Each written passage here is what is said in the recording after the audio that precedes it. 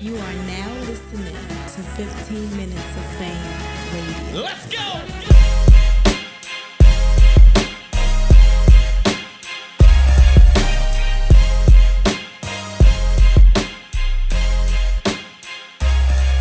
What's up, everybody? Thank you for tuning in to 15 Minutes of Fame. This is our newest series. I'm your host, Nikki, and this is Inside the Bars. Today we have with us none other than Mr. Half a Gallon himself, Goodz the Animal. Thank you for being here today. Yeah. Long drive. Yes, it was a long drive. So what I like to do is listen to battles because I am a battle rap head. And I like to analyze round for round. And what I like to do is give each round a title. But before we get into that, how are you? I'm okay. I'm chilling, man. Just was enjoying the battles that just passed. A lot of them I like, a lot of them I didn't. But just trying to stay tuned, staying tuned with battle rap. What's going on? Okay, so your latest battle was Gnome 8. And you battled Tay Roc, who was known as the Gun Bar King. Right. So let's go from round one. Round one, you came up with a lot of great energy. It was like a great warm-up. And I think it was like a good new way for you to start your rounds. So before we get into the naming of it, I would title each round a different name. The first round, I called it You Can Do Nothing Wrong. But before we get into that, there's a few things that I want to highlight. So one of my favorite things that you did during this battle was when you put down the cup at the beginning. Talk a little bit about that, because when you put down the cup, I personally got excited. So talk a little bit about that. Putting down the cup was a statement. You know what I'm saying? Instead of getting the one hand smooth goods to hold the cup, I rap with one hand. I wanted it to be more of a statement. You know what I'm saying? Like you're gonna get a more what's the word I'm looking for? I don't want to say aggressive, well, more aggressive goods. Aggressive too, yeah. But a more moving goods, moving around and doing something different. I just wanted to show something completely different. You know what I'm saying? So it was just a thinking move, just a chess move. Right. Okay, so another thing that I wanted to point out, we're seeing in battle rap, a lot of the MCs are doing dance movements. We see Wavy, who is very good with that. We also saw T-Top in one of his battles, he actually brought out a break dancer. Now, when you said the RoboCop line, we saw you do like a hand movement. Did any of the other battle rappers influence that? Yeah. Because that's something new that you don't normally do. Yeah, right. When I wrote the bar, I actually was going to do it my way, like, you know what I'm saying? Take a pause and then just say, nonchalant to RoboCop walking the... Right. But when I did that bar, I thought about K-Shine for some reason. And I thought about it. If K-Shine said this bar, I saw K-Shine doing the whole, you know what I'm saying? Yeah. I thought that would be dope. So I'm like, you know what? Since I'm going totally left, yeah, right. let me just do stuff just different. I want this whole Goodz approach just to be different. Right. I want it to be me, still me, because everything was still me. Right. But just little changes, little a difference. You know what I'm saying? And that's what made me go with doing the little movement and all that. So it's another moment. Right, and it definitely was different. There are two other lines that I want to point out that and I'm sure the fans can agree, I thought was dope. The orthopedic sneaker line with the two straps, I thought that was dope. And also the Mona Scott line, I thought that was dope because nowadays, as we all know, we see Love and Hip Hop and all those shows. And I think you said something like making up stories like Mona Scott. Making up stories like Mona Scott. As soon as I say do it better, I forget everything. Making up stories like Mona Scott, 4-5, keep my love on my hip and make me hop. Right, so I did the whole breakdown of the love and hip hop. You know what I'm saying? Right. Yeah. Okay, so let's get into the meat and potatoes of round one. Like I said, I titled it You Can Do Nothing Wrong. Like we said, you were battling Tay Roc, who is considered URL's the Gun Bar King, who's considered URL's favorite. And this with this round, you kind of went at what we love most about Tay Roc, as you would say. So the first thing you talked about, his style, which is classic Goodz because we all know you for being very stylish. So talk a little bit why you chose that angle as the first thing to target with You Can Do Nothing Wrong. Because it's about stripping the other person's powers. You know what I'm saying? So, everybody is good at something. Like battle rappers, we all good at something. Right. There's also something good we do.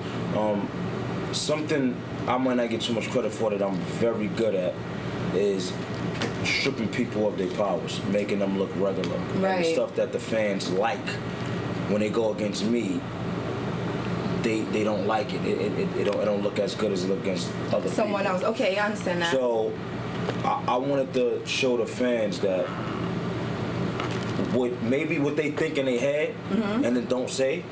I wanted to bring that to the light. Like, as a fan, I'm watching you, and on URLs, like, Tay Roc could do nothing wrong. I've heard, bars that wasn't too good from Tay Roc. He got a bunch of bars that's crazy, of course. Yeah, absolutely. But I heard bars that wasn't too crazy, and they got too much light for it. And it's Right. like, if I would have said that, y'all would have killed me off. Right. He would have said y'all would have killed him, but since it's Tay Roc, y'all didn't say nothing. You know what I'm Right. saying? So I wanted to put the light on that to set up everything that comes after that for the other rounds and stuff. Right, and that was your angle with this round. That's why we entitled it "You Can Do Nothing Wrong." The second thing we wanted to discuss was the money bar that you said, the thing with the Thomas Jefferson.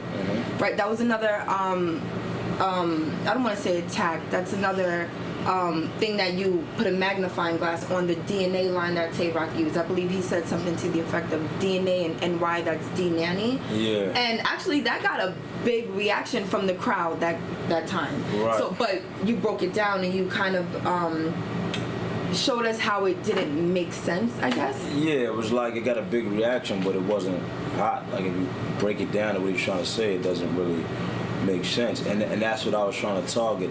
Right. So I used those two lines that wasn't that hot or that didn't make sense to show y'all went crazy for these lines. Y'all kind of y'all making him a god. Like, he can't do nothing wrong. Because if he could sit there and say shit that don't make sense and don't get booed or they making going crazy, then he's gonna be unbeatable. Ain't nothing you gonna be able to do. Right. So I just wanted to show those flaws, basically, and bring them to the light and make them look real big. Okay. So you can understand. Then that was all the setup for the next round. Right. We're gonna get into round two. Don't worry about that. The last thing that I wanted to emphasize on, which was very interesting to me because I'm a Tay Roc fan, and it was the seatbelt jump off. And I remember when I first heard that, I was like, seatbelt jump off. I thought you was a good kid, man. Seatbelt jump off. Okay, you from the hood. Okay, that's good. That's good. Okay. Yeah. It was a seatbelt line, and I remember when I first heard it when he battled Hollow. Actually, that was one of them lines. That was one of those lines, and it got a crazy reaction from the fans. But it's supposed to. After he battled you, it was kind of like oh snap. Maybe there is some truth to that. But that's the whole thing to battle rappers. Like, when you going up against somebody, you got to see what they did. You know what I'm saying? Take some of the stuff. Like, in that battle, I went crazy for that line because it was crazy. Yeah. You know what I'm saying? But then when I went and sat home and I'm about to battle, I'm thinking about it. I'm like, you know what? When you stab somebody, you don't, this is slicing them. Right. You know what I'm saying? That's a slicing. This is stabbing. Right. So this is not a seatbelt. So you slicing them, you coming from up, you going down. So I said, you know what? I'm gonna make that line look. I'm gonna bring some sense to the line because y'all going crazy for it. It was crazy when we heard it, but then let's break it down now. If we're gonna be technical, this is not. So it was just the whole point, making the stuff not look as crazy as people thought it was. Think it is. Right. And what I also love about that is we got the classic Goodz, because we all know you for being, swaggy and everything, and you made it your own when you said you don't have those issues because of the new car smell. So not only did you kind of like expose that probably didn't make sense to you, the seatbelt line, but you put a little bit of your classic Goodz into it when you said, I don't have those issues. Right. So in the first round, we saw a little bit of classic Goodz, but we also saw a lot of a new approach from you. Approach. Yeah, but I feel like that was just the warm up. Right. So with that being said, let's get into round two. So round two, I entitled it "There's a Difference." Now round two, I would have to say is my favorite round. I'm wonder if the viewers can agree. And the reason why I like it, number one, the way you started off. You started off with, you know, your thought process, and we first saw you do that when you battled T-Top. Right, and it got a crazy reaction from the fans. Yeah, it got a reaction I didn't even expect, but that was crazy. Okay, so let's do this. Talk about how you came up with that when you battled T-Top, and then talk about why you decided to use that in this battle again. I forgot what I was doing. I was battling T-Top, but I was doing something. I think I was actually trying to watch a T-Top battle, and I wasn't paying attention to it, and I was just doing a bunch of other stuff. It's like I couldn't get into watching the battle, like, but I do that. It don't got no. T-Top is one of my favorites. Right. It just I always try to watch a battle, and if I'm not locked on it, you know, I'm not somewhere where like maybe like an airport where there's nothing going. Like I have to on a plane. I won't lock into. I'm just doing mad other different things, and it just popped in my head like, yo, damn, I'll be doing all this bunch of shit while niggas be rapping. And I thought about me being on stage. Like, I don't be thinking about, my mind be blank on stage. I'm going to be hearing half the stuff they say, and that's how the line came to me. Right there. And I said, oh, this is a good opener, right? Yeah, because the truth, that's how I really be feeling. So. Yeah, the crowd definitely responded to that. So you use that angle again in your second round. So I wrote my whole second round. And then I said, damn, that got so much of a reaction, I should do that again. I had the real way I was starting was, so they said, you gotta be war ready for the Gun Bar King. That was the original opening. You know what I'm saying? But then I said, nah, I gotta do this again before, you know what I'm saying? Right. So I said, how could I do this one where they won't know what I'm talking about? What you about to do, right. I don't want them to catch it. You know what I'm saying? So I had just bought the Yeezys. Them Yeezys that I actually had on. You know what I'm saying? And I remember me, you know, I paid $800 for them. I'm like, this fucking $800 shit. But I wanted them. There was a kid I wanted, so I'm like, damn, B. So I was mad about paying $800. I ain't gonna lie. Right.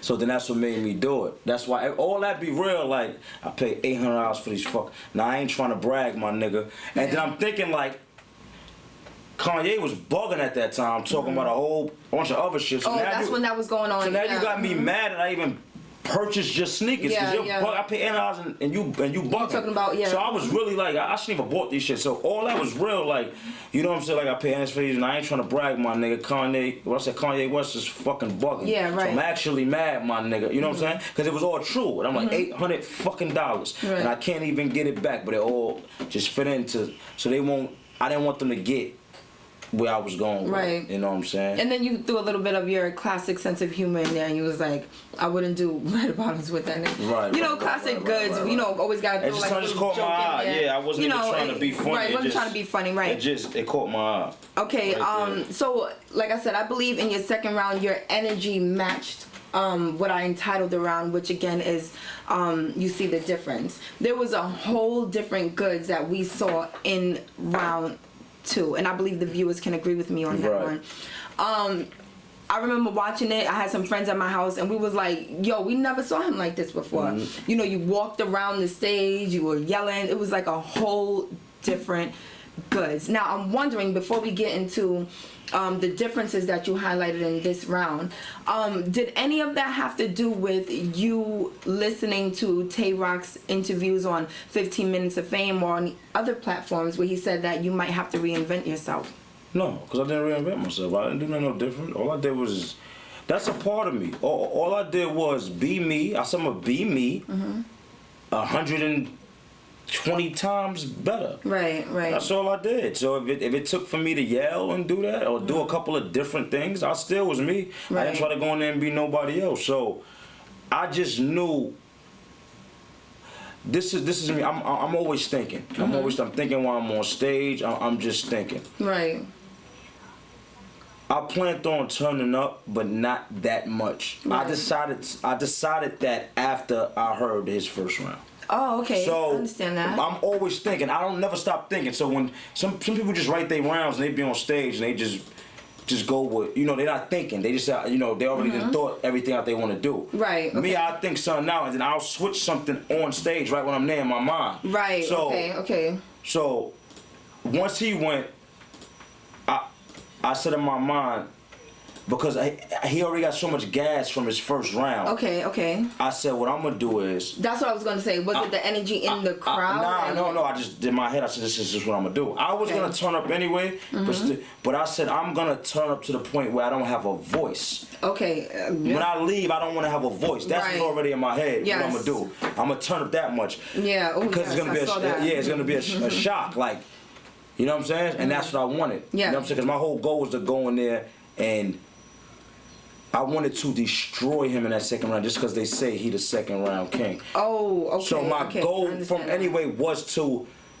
have a strong make second. him look fuck a strong second. I wanted to make him look little.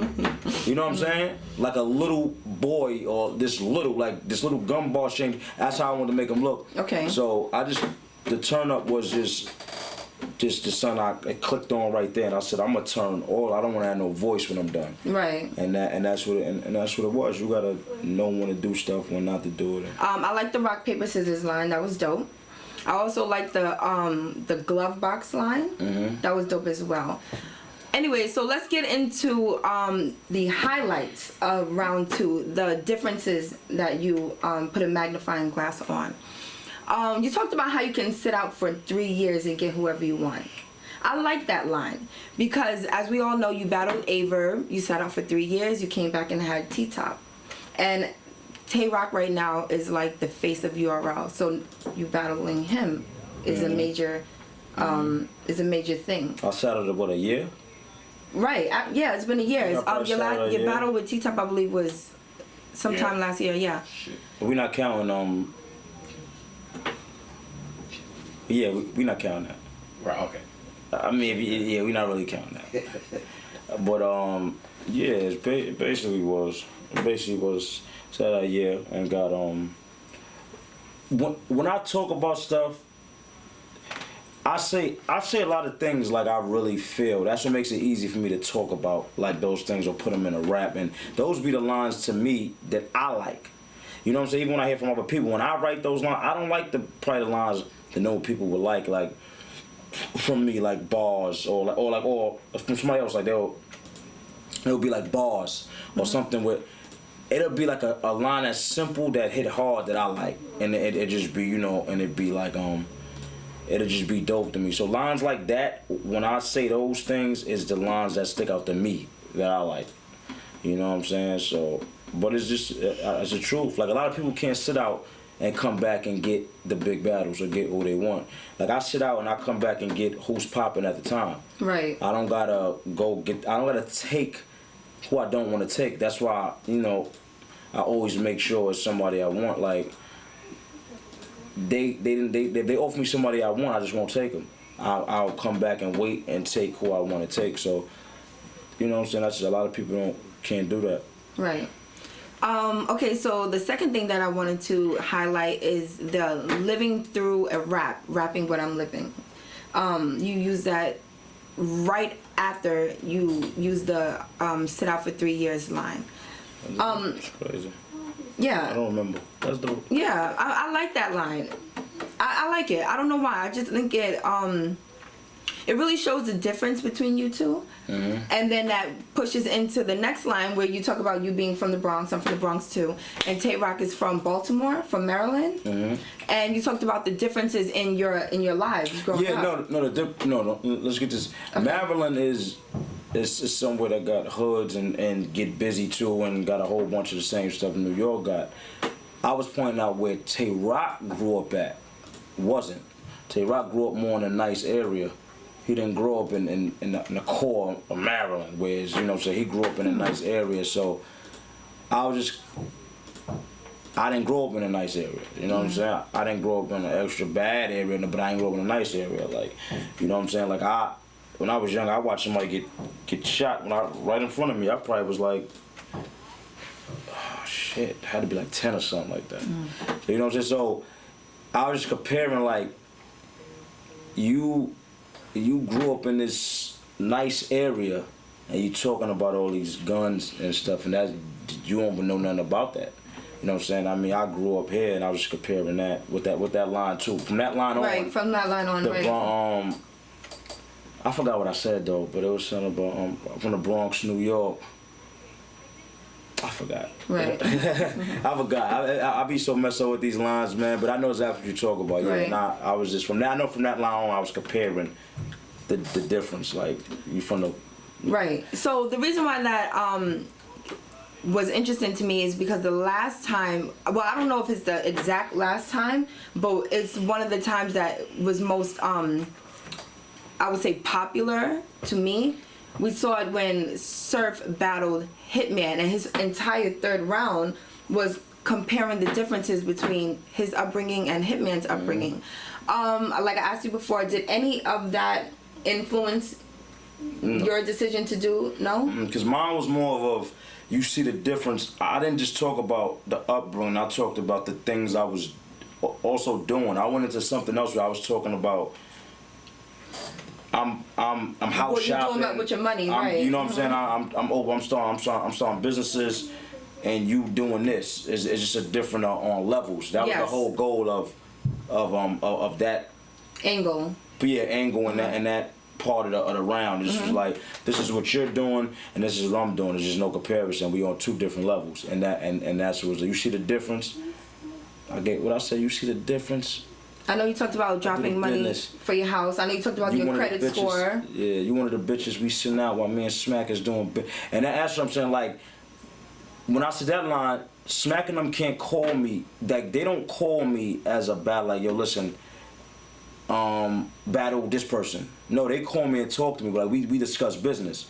Yo, listen, who you looking to battle right now? Or I'm looking to battle maybe da da da. And they be like, alright. You know what I'm saying? Or they'll give me 3 names and say, do you think would you battle any one of these 3 people? And so it's a different talk where I feel like they'll call somebody else and just say, yo, listen, we got da da da for you, da da da da da, and then that's it. You know what I'm saying? So that was the whole point. You see the difference.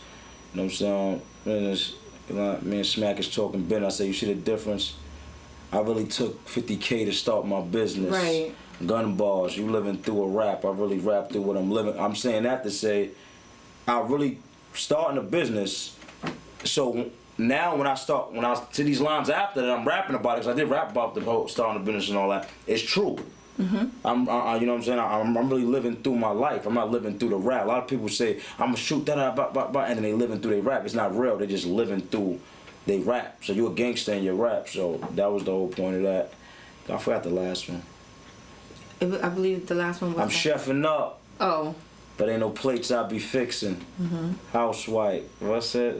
Stay in the kitchen. You see the difference? Yeah. That was one of them lines. I like that. Yeah, that was old to me. I ain't into that no more. I don't even like to step in the snow. That was one of my favorite lines of the whole. Pure. I don't even like to. Yeah. That was, see, lines like that give me the chill. When I wrote that gave me the chills. Like lines like that, I can't wait to get to during a battle. Like, right, and it got a great reaction. Yeah, because it just it gives you a different kind of feeling. Anybody that is hustling or sold drugs, they understand. Like, even if you didn't, it just make you feel like you did. Like, you know what I'm saying? Like you was a part of it. You know what I'm saying? Yeah, that's true. So yeah, but yeah, so that's dope. That was the whole. Yeah, I was just trying to break down that. I think that second round was pretty cool. Yeah, second round was pretty strong. You want to hear something crazy? I didn't know that was gonna be my best round though. A lot of people had you winning that the second round in particular. Yeah, I know that though. Everybody had me. If somebody didn't have me winning that round, that's just you just straight up hating. Right. You know what I'm saying? The first you could argue, I could see if somebody said they Tay Roc that round, I get it. That's what I'm saying. I won your son bit well. I wouldn't fight against that. I'll be like, okay, I could see but if you're not giving me the second round and you just hating, like that's the round he got booed in. It never happened before. He was flustered. He wasn't even himself. So there's not no way you can't give me. And that still was the whole battle.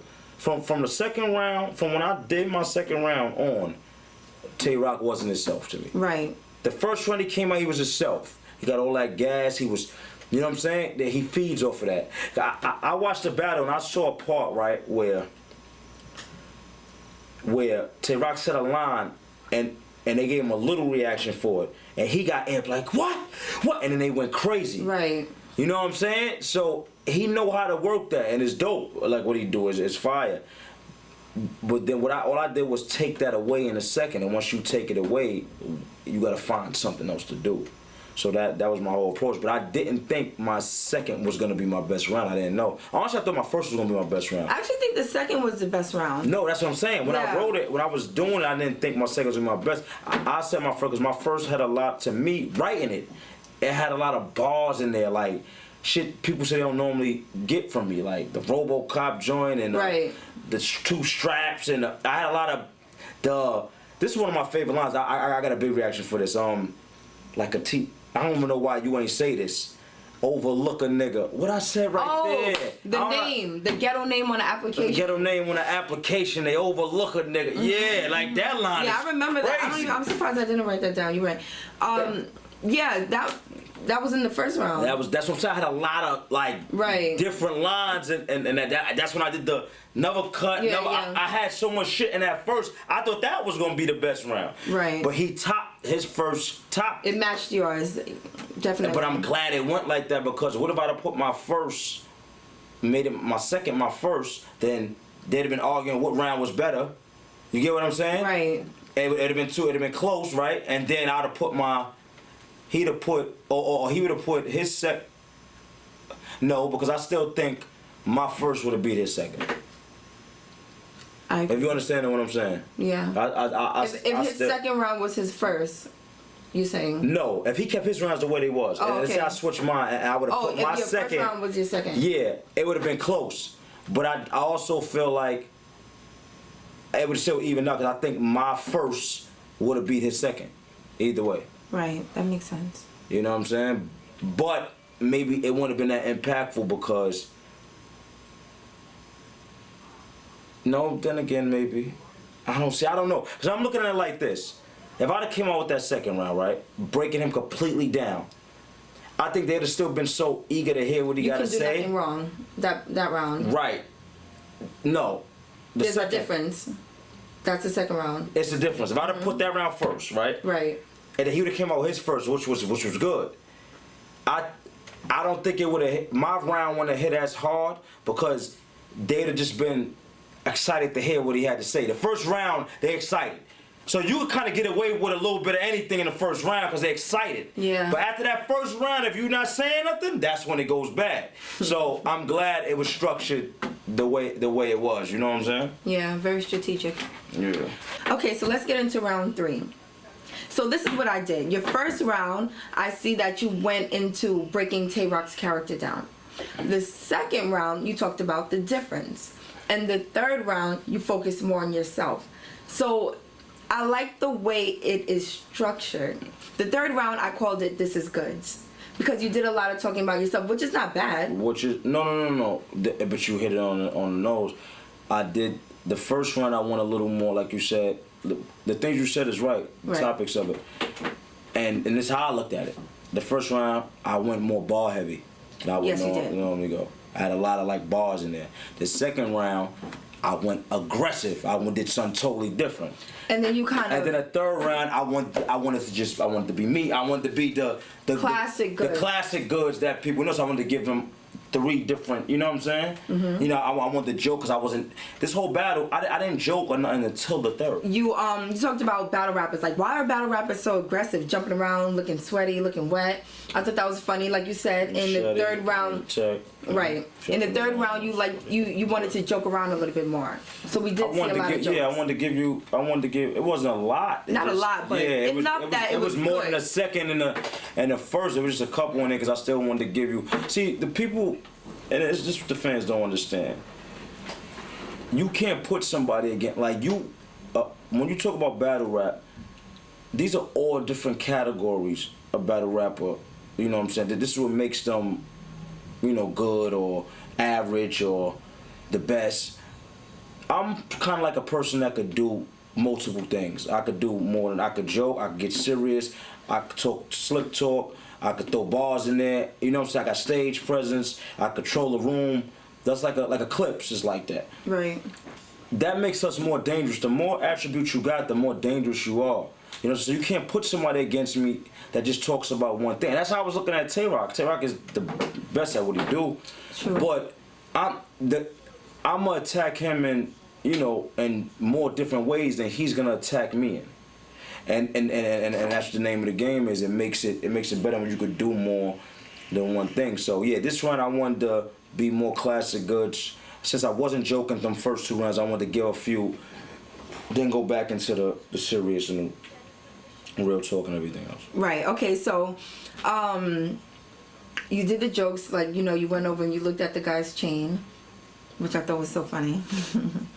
You talked about Tay Roc's accent, which I also thought was hilarious. Yeah, I hate when they say you and chew. I hate that shit. Tay Roc, I hate when you say you and chew, nigga.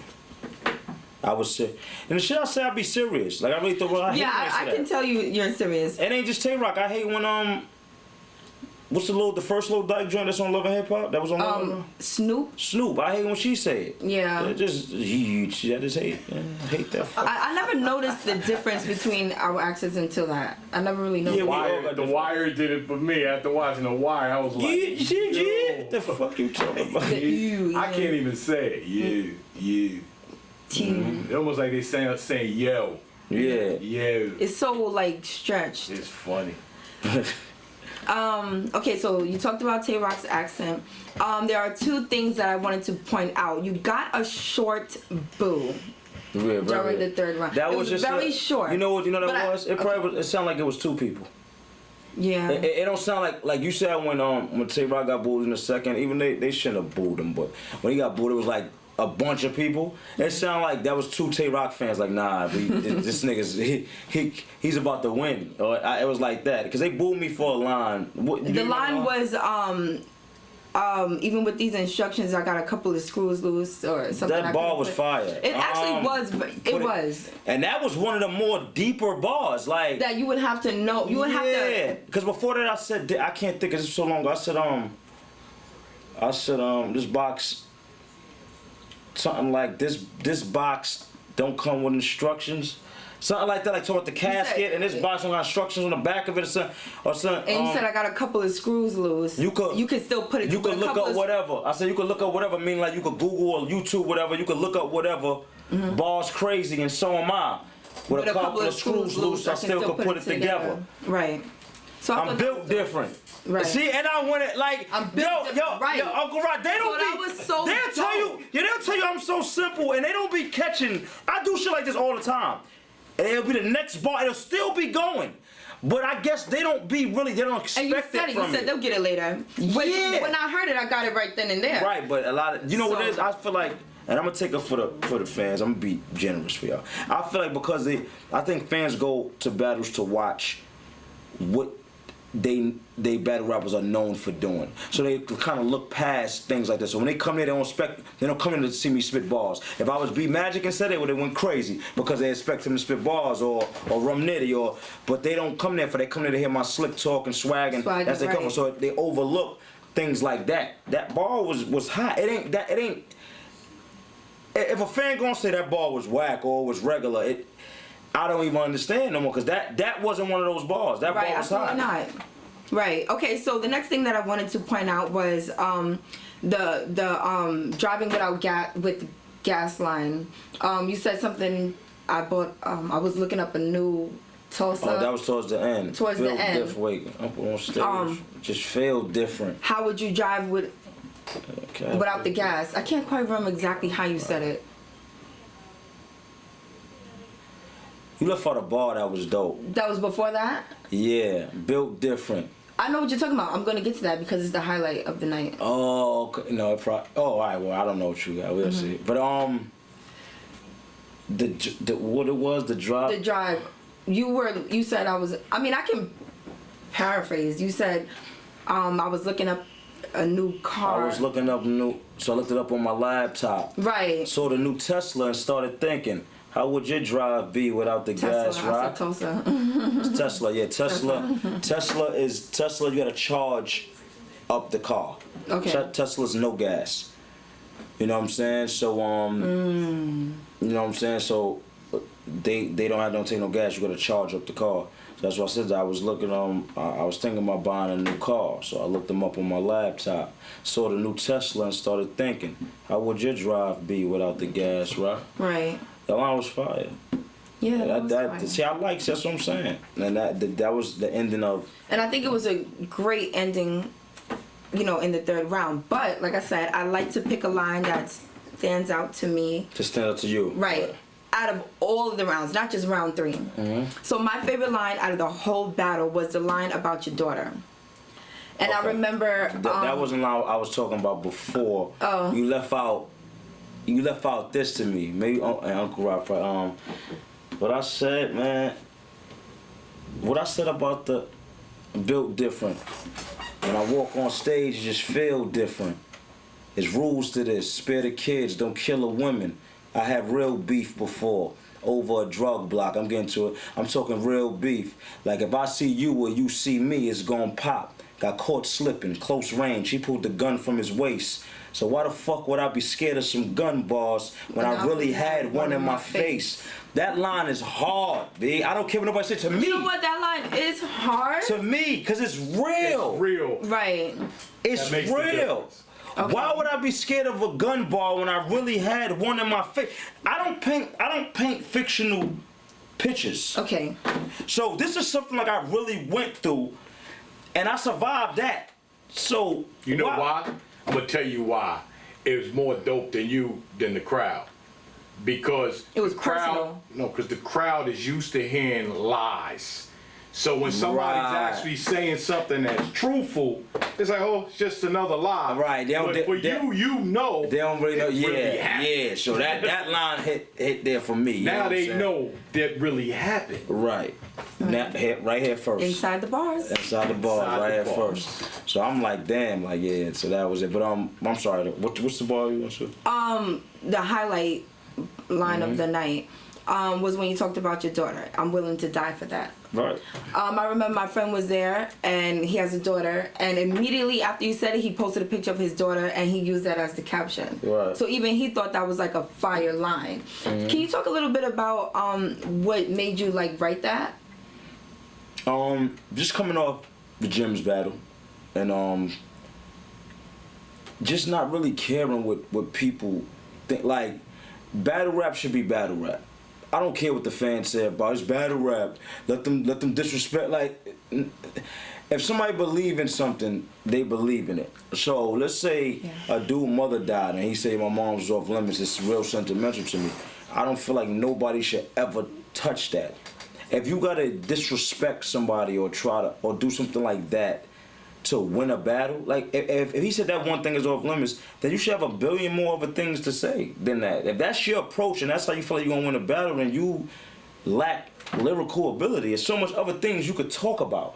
You know what I'm saying? So who's wrong? Am I wrong for being in battle rap 10, 11 years?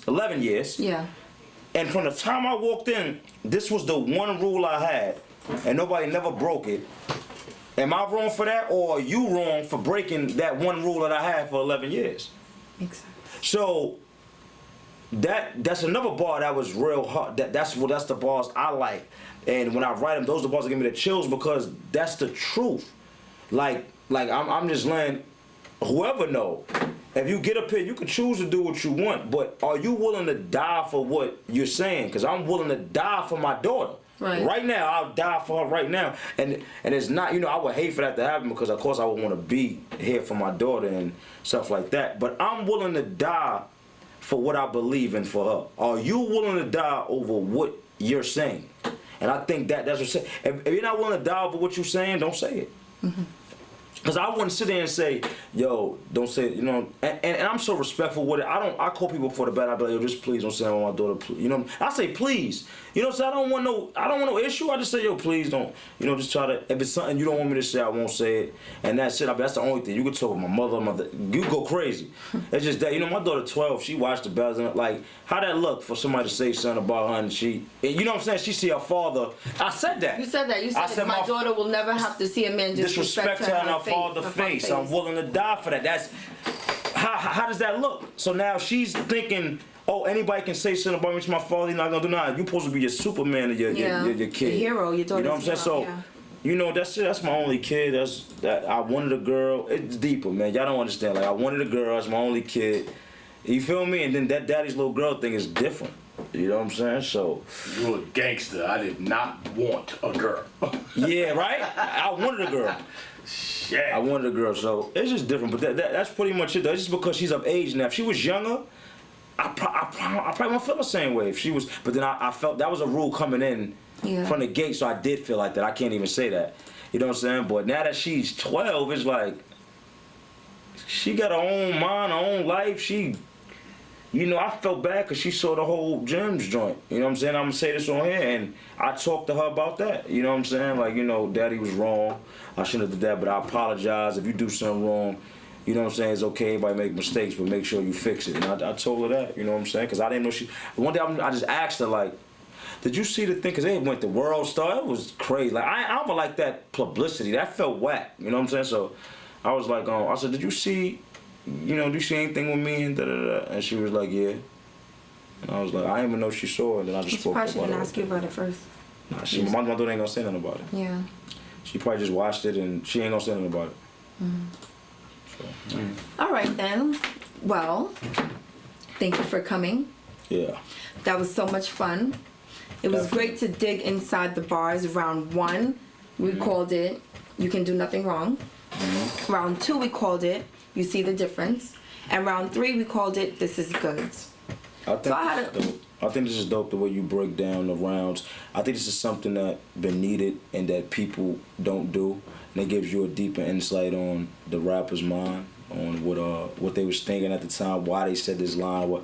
So I think this is dope. Right, and that's why we're calling it Inside the Bars. Thank you for tuning in to Inside the Bars on 15 Minutes of Fame. I'm your host, Nikki Knowledge. You can follow me on Instagram, Nikki_Knowledge. Don't forget to follow me, but most importantly, follow your dreams.